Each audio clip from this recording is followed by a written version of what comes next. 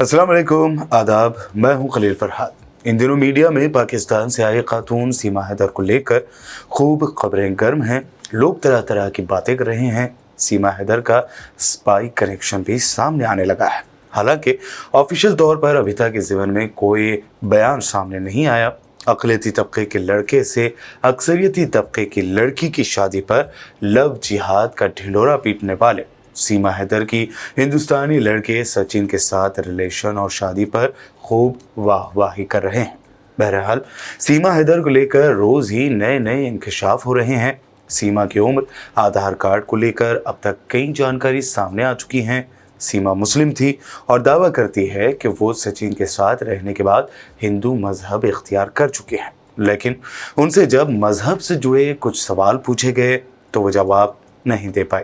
जैसा कि सीमा को ना नमाज के बारे में पता है और ना ही मुस्लिम बनने की बुनियाद यानी कलमा तैयबा याद है। सीमा हैदर से जब नमाज के बारे में पूछा गया तो उसने कहा कि उसने रमज़ान के महीने में नमाज पढ़ी थी। नमाज कितनी होती है तो सीमा ये भी नहीं बता पाई कि 5 वक्त की नमाज होती है। ये बात काबिल जिक्र है कि सीमा हैदर को ऑनलाइन गेम पबजी खेलते हुए हिंदुस्तान के इलाके ग्रेटर नोएडा के रहने वाले सचिन से प्यार हो गया और बाद में वो पाकिस्तान से पहले नेपाल और फिर हिंदुस्तान आ पहुंची, वो भी अपने 4 बच्चों के साथ। सीमा का कहना है कि उसने इसी साल यानी 2023 के मार्च के महीने में हिंदू धर्म अपना लिया है। सीमा के हिंदू मजहब इख्तियार कर लेने के बाद अब इस बात पर बहस हो रही है कि क्या मोदी सरकार उसे हिंदुस्तानी शहरियत दे देगी। ऐसे में सीमा को लेकर ऑल इंडिया जमात के कौमी सदर मौलाना शहाबुद्दीन बरेलवी ने दावा किया है कि उसे पाकिस्तान भेज दिया जाना चाहिए। सीमा को हिंदुस्तान भेजा जाना पाकिस्तान की खुफिया एजेंसियों की गहरी चाल हो सकती है। मौलाना मुफ्ती शहाबुद्दीन रिजवी बरेलवी ने कहा कि पाकिस्तान की खुफिया एजेंसी ISI बहुत खतरनाक प्लानिंग करती रहती है। अक्सर उसका निशाना हिंदुस्तान रहता है। ISI हमेशा हिंदुस्तान को गैर मुस्तहकम करने की साजिश रचती रहती है। सीमा ISI की एक खुफिया चाल भी हो सकती है। मौलाना का कहना है कि 4 बच्चों के साथ पाकिस्तान छोड़कर हिंदुस्तान आना ये उतना आसान मामला नहीं लगता। मजहब बदलकर सीमा को हिंदुस्तान भेजना ISI की डेंजर मंसूबाबंदी का हिस्सा लगता है। हिंदुस्तान की हुकूमत और मुल्क की सिक्योरिटी एजेंसियों को सीमा हैदर को लेकर चौकस रहना चाहिए। सीमा का इस तरह हिंदुस्तान आना हैरत में डाल देता है। इस दरमियान ये दावा इसलिए भी किया जा रहा है क्योंकि सीमा का भाई पाकिस्तानी फौजी है और यही सीमा के पाकिस्तानी जासूस होने का शक गहरा करता है। ऐसे में सोशल मीडिया पर प्लेटफॉर्म ट्विटर पर एक वेरीफाइड अकाउंट भगवा क्रांति से एक पोस्ट करते हुए दावा किया गया कि सीमा हैदर दरअसल पाकिस्तानी फौज में मेजर है और उसका असल नाम सामिया रहमान है। हालांकि जब इस बारे में फैक्ट चेक किया गया तो ये बात सामने आई है कि सीमा हैदर और सामिया रहमान दोनों अलग अलग शख्सियत है।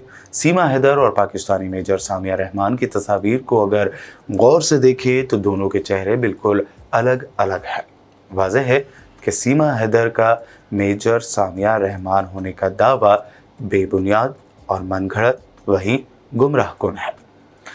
मीडिया रिपोर्ट्स के मुताबिक सीमा को लेकर मरकजी जांच एजेंसियां सरगर्म हो गई हैं। यूपी पुलिस ने भी जांच तेज कर दी है।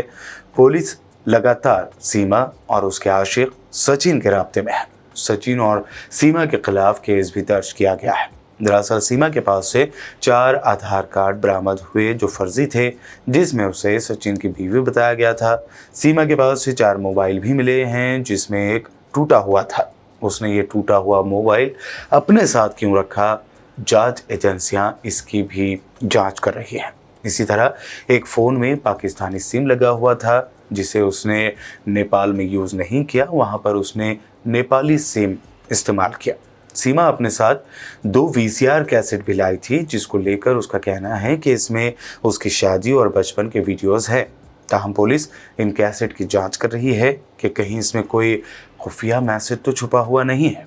पुलिस ज़राए के मुताबिक IB और ATS ने सीमा से कई घंटे पूछताछ भी की। पुलिस नेपाल में उन लोगों तक भी पहुंचना चाहती है जिसने सीमा की हिंदुस्तान में एंट्री कराई। बहरहाल मामला संगीन है और अब ताज़ा खबर ये सामने आ रही है कि सीमा की तबीयत बिगड़ गई है और उससे किसी को मिलने नहीं दिया जा रहा है। गौर करने वाली बात यह भी है कि अगर सीमा पाकिस्तान की खुफिया जासूस साबित हुई तो हिंदुस्तान का रिएक्शन क्या होगा, और अगर ये साबित होता है कि सीमा पाकिस्तान की जासूस नहीं है तो वो जिस तरह हिंदुस्तान में एक फिल्मी स्टाइल में उसने एंट्री की, उसके बाद भी क्या हुकूमत उसे हिंदुस्तान में रखेगी और उसे हिंदुस्तानी शहरियत दे देगी। इसके लिए इंतज़ार करना होगा। जांच पड़ताल में आज के एपिसोड में फ़िलहाल के लिए इतना ही। देखते रहिए BBN चैनल।